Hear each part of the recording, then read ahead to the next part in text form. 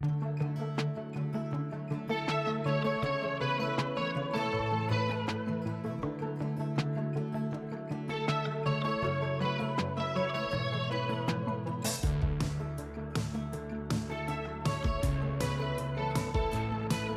sometimes when you look at the expenses and a budget, really one of the most significant variables that you can control is food.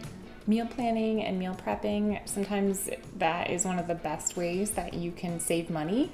And it's also healthier a lot of times because you control what ingredients you're using, how much salt you're using, whether you want to do vegetarian or vegan. It puts you in control of what you're eating and how much money you're spending. Down the line, I plan on sharing some recipes that I go to week after week because they're very forgiving and easy to make and don't take a lot of time. That's a big deal for me these days. Versatility and simplicity are kind of the big keywords that I go to again and again when I'm looking for recipes to make during the week. But today I'm going to kind of go over some of the broader steps and principles that I use when I do my meal planning for the week. So step one is going to be taking inventory and planning the plan, really. One of the most important steps to making meal planning work is looking in your fridge and freezer and pantry and taking inventory of what you already have. This is gonna save you from buying duplicate items. I really think it's probably one of the most important steps in meal planning. So you look in your fridge, your freezer, your pantry, you see what you already have, and you can start to, build a plan of what you wanna do for the week based on what ingredients you already have. I think it's a super rare thing that you're starting from absolute zero on ingredients. There's usually always something that you already have that you can build from. I've seen some really, really organized people online that actually, have like full on Excel spreadsheets, that has the inventory of everything that they have in their home. I personally just kind of open up usually notes on my phone and I make a little inventory list in there so that I always kind of know what I have at home before I go grocery shopping. Make sure that you put expiration dates for the things that you already have at home. That way you kind of know in your head what needs to be used first, and this can also factor into your meal plan for the week. You might have heard the advice before, don't go grocery shopping when you're hungry. I really think the same advice can be applied to meal planning also. It's a good idea, to eat something before you go and make your meal plan, because if you don't, you're daydreaming about like lobster mac and cheese, and that's going to definitely blow your budget. You want to be practical. You want to stick to your budget, stick to your the things that you already have at home, and build your plan off of that. And I really think having a full belly when you go ahead and make that plan can really help with that. The recipes that I usually go to again and again are very versatile recipes that kind of whatever you have on hand can fit into them, like pizzas, flatbreads, soups, stews, quiches, omelets, things like that, where it's just kind of like whatever cheese, veggie, and meat you have on hand can work with those types of recipes. I'm a really big fan of those. My food budget for the month, as I mentioned in a previous video, is $200. Buying just kind of the minimum fresh ingredients that I need to work with what I already have at home is, really important. As I mentioned in my previous video that kind of breaks down my budget, my husband and I, we have separate finances, so $200 a month is not, our only food budget. It's just what I personally have budgeted for food. But we, he also has money budgeted for food, and then we also share expenses, things like just household essentials like toilet paper, cleaning products, the baby's formula, dog food, all that stuff, we also, kind of split 50-50. But yeah, I just wanted to clarify that, we're not just trying to do $200 a month for a family of 4. That's a bit ambitious for my skill level as a meal planner prepper. Once you've figured out what meals you want to make for the week, you can start to make your actual plan.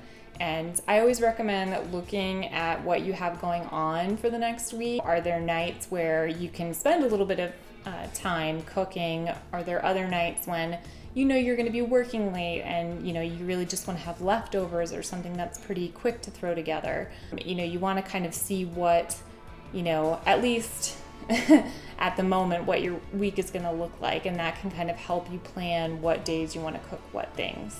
I typically will repeat the same menu from the first week for the second week in the pay period. It's a little bit boring, but I can kind of buy a few ingredients in bulk and stretch my portions. It's not the most exciting thing in the world, but it really does help me stick to my budget. Cooking the same meals the second week, it has benefits too.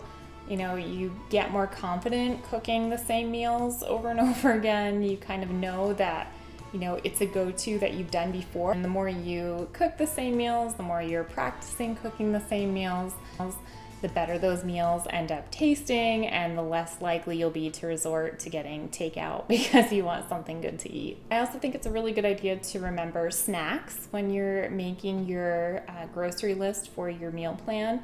We're all only human, so we all want snacks, and planning for that is going to again save you probably from stopping for fast food on the way home. Just because you want a snack, you'll already have something planned out for that day, which again will help you stick to your budget in the long run.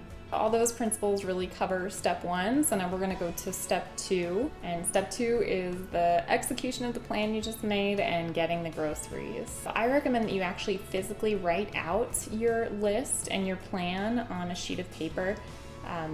I'll link the one that I use in the description at home. I like to physically write mine out on a little list that I got off of Amazon. You could use your phone. I know that there's like a ton of meal planning apps, that you can also download that are really helpful with this.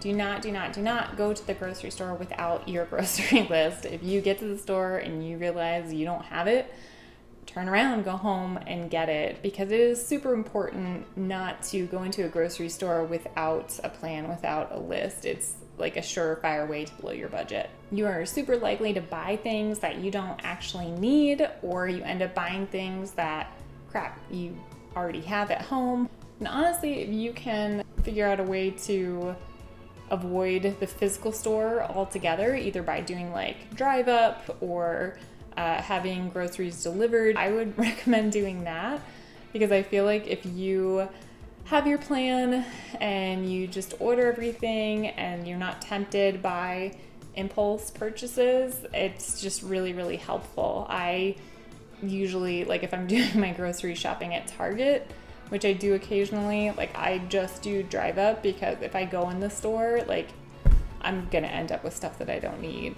And then also, I feel like if you order things offline, either to pick up or to get delivered, you can kind of take your time and be a little bit more meticulous about what you're buying and using coupons. Big takeaways with my meal prep and meal plan for my week. Take inventory. Try and pick recipes that are forgiving so that you can omit an ingredient or substitute an ingredient and it'll still taste really good. Remember to look at your schedule for the week when you're actually doing your meal plan and assign meals to days according to what you have going on. More involved meals for days that you have more time, and then leftovers or quicker meals for days that you're going to be busier. Whatever you make, try to cook bigger batches so that you do have leftovers for lunch the next day. And then, any sides that you're making, make a lot.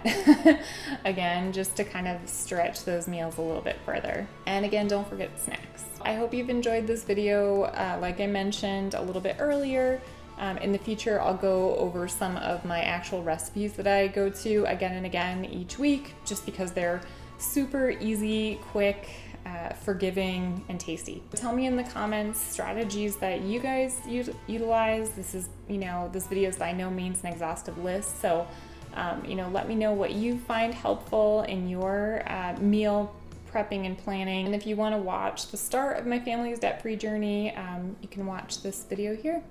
All right, thanks for watching. I hope you guys have a great day, and I'll see you in the next video. Bye.